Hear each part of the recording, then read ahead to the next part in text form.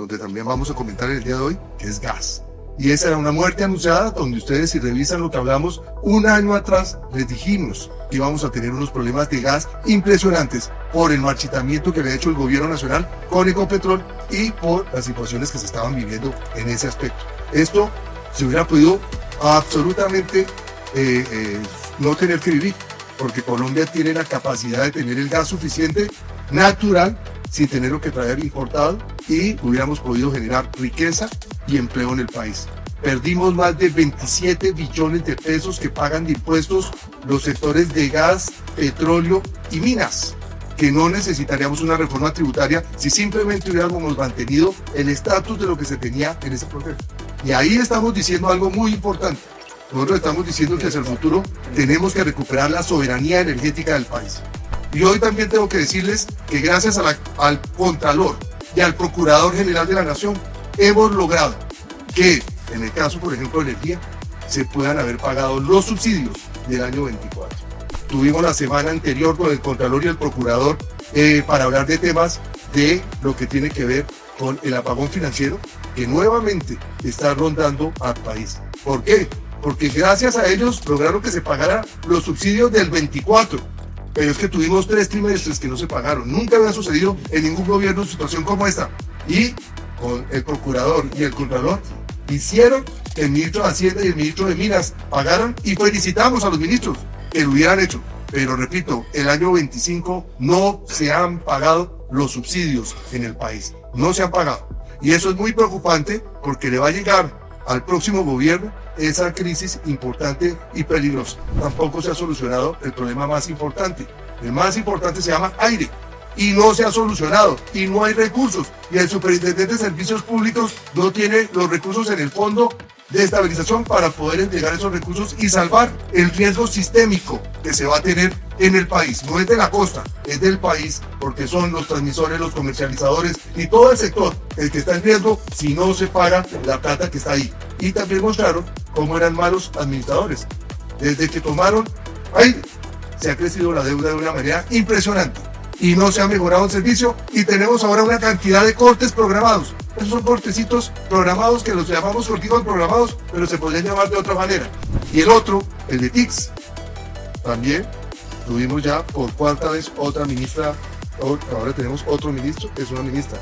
Y esta ministra, pues menos mal, no le puso cuidado al proyecto de ley que estaban haciendo, porque realmente era nefasto en el tema de TICS. Íbamos a dañar el proceso, estábamos volviendo nuevamente, por ejemplo, las TICS, servicio público, lo que se sacó en la reforma anterior de la ley 142, donde las TICS no quedaban incorporadas a este tratamiento, y estábamos hablando de muchas gratitudes, gratitud, donde ponemos en riesgo un sector que ha sido tampoco un conflictivo, porque siempre ha crecido sus tarifas por debajo de la inflación. Ese es uno de sus temas que ha funcionado y por consiguiente iba a ser muy peligroso. Menos mal la ministra tomó la decisión de no avanzar en ese proceso.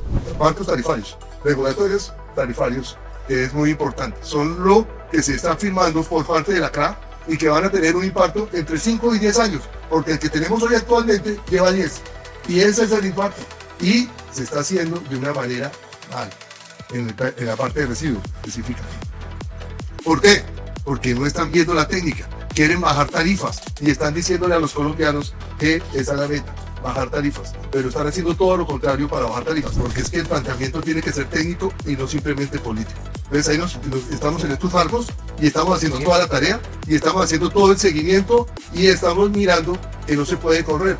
Tenemos algo muy importante, pedimos, y los medios también lo pueden hacer, que miren cuáles son los componentes de esa fórmula que se está haciendo para que veamos si sí baja o no baja la tarifa y si verdaderamente no pone en riesgo el sector que ha funcionado en estos 31 años. Agua potable y saneamiento básico, ustedes no han oído que haya crisis importante, por el contrario se han hecho las inversiones, siguen creciendo, se está mejorando y no tenemos esos dolores de cabeza. Ahí estamos avanzando en ese proceso.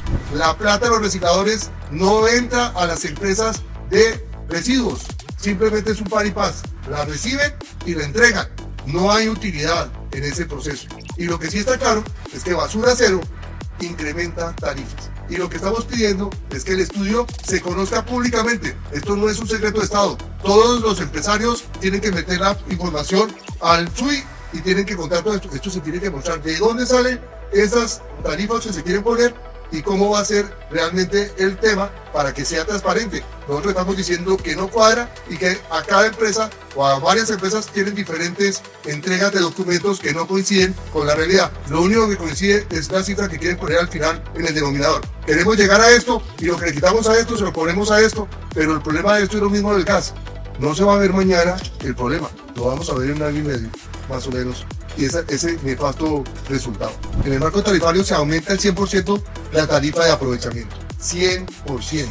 ¿Eso qué significa? Que va a ser aumento de tarifa. Entonces ahí tenemos que tener mucho cuidado y ahí estamos nosotros también revisando. Esos son temas que son taquilleros, porque a la gente no le pone mucho cuidado hasta cuando no ven una cantidad de basura por el piso y cuando realmente tenemos dolores de cabeza en eso. Pero en esto hemos avanzado. Los empleos que se pueden perder con una mala decisión son 64.000 empleos que se pueden perder con el marco tarifario. O sea, de acero. Solamente estamos hablando de acero. Además ahí también revisen la parte tecnológica. Todos queremos tecnología, pero a costa de humanos. Vamos a traer las máquinas más tecnológicas, eso mejora rentabilidades, pero desplaza muchos de esos funcionarios que no tienen ningún nivel educativo distinto a saber lo que están haciendo. Igualmente haremos la revisión de todos los recicladores. Somos fans de los recicladores. Entre más recicladores cumplan su función, menor cantidad de recursos, de residuos van a tener los rellenos sanitarios en nuestros parques y de esta manera pues se convierte en una economía circular mucho más viable que la que estamos defendiendo desde Endesa.